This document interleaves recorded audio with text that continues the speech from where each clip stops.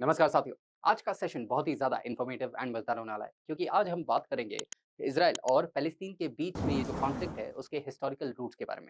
2023 का ईयर एक deciding year था जब शायद लोगों को लग रहा था कि वर्ल्ड वॉर 3 की शुरुआत हो सकती है। क्योंकि वही ईयर के अक्टूबर महीने में हमास एक टेररिस्ट आउटफिट जो फ़लस्तीन के अंदर रहता है, उसने हज़ारों रॉकेट्स इज़राइल के ऊपर छोड़ दिए। एंड इस टाइम पर पूरा वर्ल्ड जो था वो डिवाइडेड था अपने-अपने सपोर्ट में। कोई जो अरब वर्ल्ड्स थे दे वर सपोर्टिंग फ़लस्तीन एंड जो वेस्टर्न वर्ल्ड थे दे वर सपोर्टिंग इज़राइल। सो इसी के कॉन्फ्लिक्ट के अंदर ऐसा लग रहा था कि शायद एक बड़ा युद्ध हो सकता है। अब सवाल ये उठता है कि क्या ये कॉन्फ्लिक्ट अभी-अभी का है कि इसका कुछ हिस्टोरिकल ट्रेसेस भी है? तो साथियों इसके हिस्टोरिकल ट्रेसेस हैं मतलब ये जो कॉन्फ्लिक्ट है ये लगभग 3000 साल पहले से चलते आ रहा है उसी पर्टिकुलर एरिया के अंदर।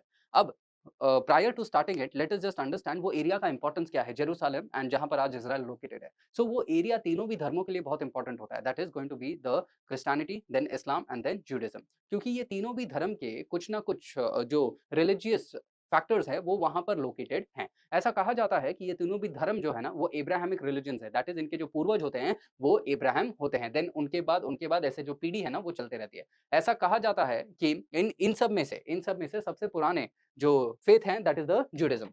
अब ये कॉन्फ्लिक्ट को जानने के लिए फ्रॉम द हिस्टोरिकल पर्सपेक्टिव सबसे पहले हमें जानना पड़ेगा कि जो एंशिएंट इज़राइल है, उस एरिया के अंदर क्या चीज़ें चल रही थी। So let me just tell you आज के समय पे जहाँ पर इज़राइल है ना, वो इज़राइल को उस ज़माने में अलग-अलग नामों से जाना जाता था। दैट इज़ एक नाम हो जाता है कनान, दूसरा हो जाता है फिलिस्तीन, तीसरा हो जाएगा जूडा, चौथा हो जाएगा इज़राइलिट। तो ऐसे अलग-अलग नामों से जाना जाता था। अब क्या कहना होता है यहाँ पर कि originally there was the Abraham, उनके बाद आ जाते हैं मोसेस एंड देन उनके बाद आ जाते हैं जेकब। ये बोलना होता था जैसे अभी मैंने आपको बताया कि जो ज्यू लोग हैं इनको एक एरिया दिया जाएगा and that area is going to be the Israel का एरिया। अब ये जो ज्यूज लोग हैं ये लोग स्टार्टिंग से इधर ही रह रहे थे लेकिन बाद में क्या होता है ना कि बिकॉज ऑफ वेरियस रीजंस ये लोग इधर उधर भटकते रहते हैं मतलब इनको यहाँ से वहां जाता रहते हैं ये लोग। अब उस पर्टिकुलर टाइम पे क्या होता है कि इजिप्ट से है ना इजिप्ट से there was one person known as the Moses. Moses क्या करते हैं कि बिकॉज ऑफ लोकल इश्यूज वहां पर वो ज्यू लोगों को इकट्ठा करते हैं एंड देन वो ज्यू लोगों के साथ इजिप्ट से इजराइल की तरफ आने के लिए बढ़ते हैं। अब ये 40 साल लगभग ये लोग इस पर्टिकुलर डेजर्ट के अंदर बिताते हैं देन फाइनली मोसेस के साथ वो लोग इस पर्टिकुलर एरिया के अंदर पहुंच जाते हैं एंड ज्यूज को अपना घर यहाँ पर मिल जाता है। ज्यूज के बाद धीरे-धीरे करके जो सबसे पहले व्यक्ति होते हैं जिन्होंने एक ज्यूज का एक डायनेस्टी एस्टैब्लिश किया that was the king David.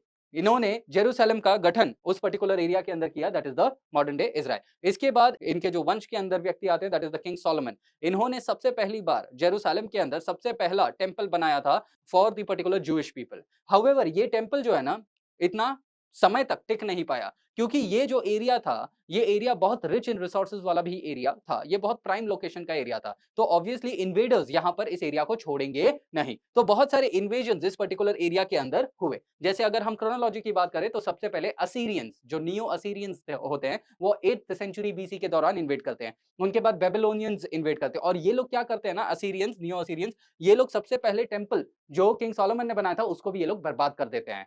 तो इसके बाद जब इन्वेजन्स होते हैं असीरियंस के बाद बेबीलोनियंस एंड देन उसके बाद जब ग्रीक्स जो पर्शियंस होते हैं जो पर्शियंस होते हैं जब वो लोग इन्वेड करते हैं तो पर्शियंस क्या थे ना पर्शियंस ये लोग थोड़े बहुत लिबरल थे ज्यूज के तरफ। सो इस टाइम पे साइरस ने जब इन्वेड करा साइरस ने इस पर्टिकुलर एरिया के अंदर ये बोला कि ज्यूज और पर्शियंस एक साथ यहाँ पर रह सकते हैं एंड उसी टाइम पे साइरस ने पैसे भी दिए थे ज्यू लोगों को कि तुम लोग अपना टेंपल भी बना सकते हो जो जिसको बर्बाद किया गया था बाय द नियो असरियन साम्राज्य। अब आफ्टर द पर्शियंस बहुत सारे अलग-अलग लोगों ने इस एरिया के ऊपर अपने कब्जे जमाए। जैसे क्रोनोलॉजी में अगर हम देखें तो ग्रीक्स आ जाते हैं, ग्रीक के बाद रोमन्स आ जाते हैं, अरब्स, इजिप्शियंस, फातिमिड्स, सेल्जुक्स और अंत में आ जाते हैं द ऑटोमन एम्पायर। ये पूरा एरिया जो है ना साथियों, ये अगर आप देखेंगे इराक है, सीरिया है, जॉर्डन है, देन इजिप्ट है, ये पूरा एरिया जो था ना ये ऑटोमन एम्पायर के नेतृत्व में था till the modern day times. ठीक है? आफ्टर द वर्ल्ड वॉर 1 थोड़ा बहुत मैप के अंदर चेंजेस हुए हैं एंड तब जाके यहाँ पर शुरुआत होती है द पर्टिकुलर इज़राइल के बनने की। बट वहाँ पर जाने से पहले लेट अस जस्ट अंडरस्टैंड तो इस एरिया के अंदर ये जो एरिया था इसके ऊपर बहुत सारे हमले अलग-अलग समयों पे होते रहते हैं एंड बिकॉज़ ऑफ दैट ज्यू लोग जो यहाँ पर ओरिजिनली रह रहे थे ना, वो लोग अच्छे से रह नहीं पाते थे। अगर मैं वापस से क्रोनोलॉजी की बात करूँ, तो पर्शियंस ने अटैक किया, पर्शियंस ने थोड़ा इनके साथ अच्छे से रहे, फिर ग्रीक्स ने अटैक किया, तो ग्रीक्स उनके साथ इतने अच्छे से नहीं रहे। फिर फाइनली क्या होता है ना जब रोमन साम्राज्य का टाइम आता है, तो रोमन्स ज्यूस को एकदम परेशान करते रहते हैं। रोमन्स वर इन कॉन्ट्रास्ट वो हेट्रेड करते थे इन लोगों के साथ, ज्यूस के साथ और इसके लिए मैंने एक अलग सा वीडियो भी बनाया है the persecution of the juice from the historical angle. वो चीज़ को आप प्रेफ़र कर सकते हैं। इसी टाइम पे जीसस क्राइस्ट का जन्म होता है एंड जीसस क्राइस्ट एक नए धर्म की स्थापना करते हैं that is the Christian faith and after that जब रोमन साम्राज्य दैट इज़ एक रोमन व्यक्ति होते हैं, राजा होते हैं दैट इज़ कॉन्स्टेंटाइन जब वो क्रिश्चियनिटी को अपना लेते हैं तब से जाके और ज़्यादा पर्सिक्यूशंस होने लग जाते हैं ज्यूज़ के। तो बिकॉज़ ऑफ दैट पर्सिक्यूशंस क्या होता है ना कि जो लोग यहाँ पर ओरिजिनली रह रहे थे, वो लोग अलग-अलग एरिया के अंदर लोकेट होने लगते हैं। म मतलब वो अपने घर से ओरिजिनली जो भगवान द्वारा उनको बोला गया था कि तुमको एक अलग सा एरिया देंगे दैट इज़ द इज़राइल का एरिया, वो एरिया में वो रह ही नहीं पाए क्योंकि इतने सारे इन्वेजन्स वहाँ पर हुए and finally because of the persecution अलग-अलग धर्मों की वजह से उनको यहाँ से अपने घर को छोड़ के अलग-अलग एरियाज़, अलग-अलग वर्ल्ड के एरियाज़ के अंदर उनको रहना पड़ गया। अब फाइनली क्या होता है कि ये जो पूरा द फर्स्ट मतलब पहले 1000 साल एडी फिर आफ्टर आफ्टर द 1000 एडी भी बहुत साल इनके परसिक्यूशंस होते गए, ज्यूस को मारा गया and all the things were happening. Finally क्या हो गया कि एक व्यक्ति थे that is the Theodore Herzl. इनका जन्म होता है ड्यूरिंग द 1860s के टाइम पे एंड तब ये जो व्यक्ति है ना, ये ज्यूस के जो ट्रेडिशनल किताबें हैं ये सब ये बहुत ज़्यादा पढ़ते रहते हैं। उस टाइम पर ये बोलते हैं कि ज्यूस जिनको ओरिजिनली बोला गया था कि इज़राइल का एरिया उनको मिलेगा बाय द गॉड, हाउएवर वो एरिया उनको मिला नहीं और वो लोग बिखरे-बिखरे रह रहे हैं पूरे दुनिया के अंदर। बिकॉज़ ऑफ दैट इन्होंने क्या किया, इन्होंने अपने ऑर्गनाइज़ेशंस क्रिएट किए एंड वहाँ से शुरू होता है द ऑर्गनाइज़ेशन ऑफ ज़ियोनिज़्म, ठीक है? That is the Zionist synagogue मतलब ज़ियोनिस्ट ऑर्गनाइज़ेशन की शुरुआत करते हैं। इसी के अंदर ये अपना एक पुस्तक भी लिखते हैं जिसके अंदर ये बताने की कोशिश करते हैं कि ज्यूस कैसे सालों-साल इनको अपने घर से दूर रखा गया है। और तब जाके जब ये अपना ऑर्गनाइज़ेशन बनाते हैं, तो ये सारे ज्यू लोगों को बोलते हैं कि आओ सब मेरे साथ मतलब मेरे साथ join me in my campaign so that हम अपने एरिया को वापस ले सकें। दैट इज़ जो हमारा घर है, इज़राइल है, उसको हम वापस ले सकें। इसी पर्टिकुलर टाइम पे क्या होता है ना कि ये अलग-अलग जगहों से लोगों को ये इन्फॉर्मेशन पहुँचवाते हैं कि हम सब ने कहाँ आना है, पैलेस्टीन के अंदर यहाँ पर हमने आ जाना है, ऐसा ये बोलते हैं। उसी टाइम पर क्या होता है कि वर्ल्ड वॉर 1 की शुरुआत होती है।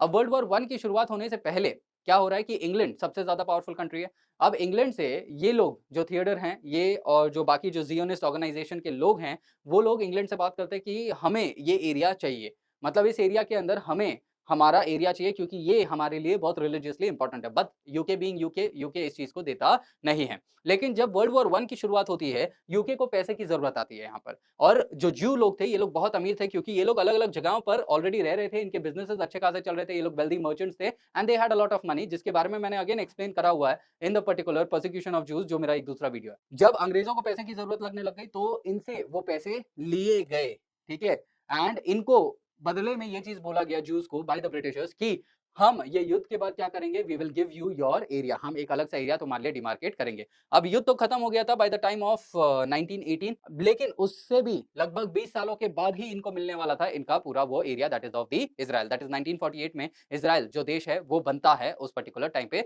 तो ये जो डिक्लेरेशन हुआ था बिटवीन ब्रिटिश एंड द ज्यू पीपल जिसको हम बोलते हैं बेल डिक्लेरेशन, उसके लगभग 20 सालों के बाद वो चीज़ को पूरा किया जाता है। अब आफ्टर द वर्ल्ड वॉर 1 क्या होता है, ऑटोमन एम्पायर का समापन हो जाता है एंड वो बहुत सारे एरियाज़ क्या करते हैं ब्रिटिशर्स अपने पास ले लेते हैं एंड उसी के अंदर फिर वो लोग शुरुआत कर देते हैं थोड़े-थोड़े एरियाज़ ज्यूज़ को देने के लिए। अब जब ज्यूज़ इस एरिया के अंदर ज़्यादा आते जा रहे हैं, इस एरिया के अंदर ओरिजिनली अभी रह रहे थे अरब लोग, ठीक है? क्योंकि यहाँ पर मैंने ऑलरेडी आपको बताया कि बहुत सारे इन्वेजन्स यहाँ पर हुए हैं और यहाँ पर आप देख सकते हैं कि अरब्स के बाद जो इस्लामिक लोग हैं ना, वो लोग इस एरिया के अंदर रह रहे हैं। सो ऑब्वियसली जब अंग्रेज़ यहाँ पर इनको अलाउ कर रहे हैं आने के लिए, जब पॉपुलेशन ज्यूज़ का ज़्यादा आएगा यहाँ पर सो डेमोग्राफिकली थोड़ा बहुत डिस्टर्बेंस आएगा। सो बिकॉज़ ऑफ दैट ये जो अरेबिक पॉपुलेशन था यहाँ पर इनको ये चीज़ें अच्छी नहीं लगी। So because of that in लोगों ने प्रोटेस्ट करना शुरू किए and on the basis of that अंग्रेज़ों ने ये बोला कि हम सिर्फ़ 10-10 हज़ार ज्यूज़ को ही अलाउ करेंगे एक पर्टिकुलर टाइम पे इस एरिया के अंदर आने के लिए।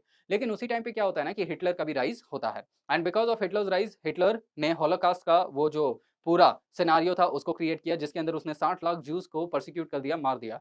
बिकॉज़ ऑफ दैट क्या होता है कि बहुत सारे जो ज्यूज़ हैं, वो लोग वहाँ से भाग-भाग के अपने एरिया के अंदर आते रहते हैं that is going to be the Israel. And finally जब हिटलर के डेथ के बाद जब वर्ल्ड वॉर 2 खत्म होता है एंड यहाँ पर इज़राइल को फाइनली दे दिया जाता है दैट इज़ इज़राइल को इंडिपेंडेंस दिया जाता है। इस टाइम पर ये बोला जा रहा है इनको कि हम इस पर्टिकुलर पूरे एरिया को इज़राइल को हम क्या कर रहे हैं डिवाइड कर रहे हैं क्योंकि यहाँ पर अरेबिक लोग भी हैं एंड यहाँ पर ज्यूज़ भी हैं। सो हम उसी हिसाब से एप्रोप्रिएट डिविजन्स में तुम्हें यूनाइट करेंगे। तो यहाँ पर जो आपको थोड़ा ब्लूइश में दिख रहा है that is going to be the Israel का एरिया दैट इज़ ज्यूज़ का एरिया व्हेreas जो दूसरे कलर में दिख रहा है, ठीक है, that is going to be the Arabic area. So I hope you might have understood what is the historical perspective in the conflict of the Israel and Palestine. So with this, I end this particular session. Thank you everybody for watching.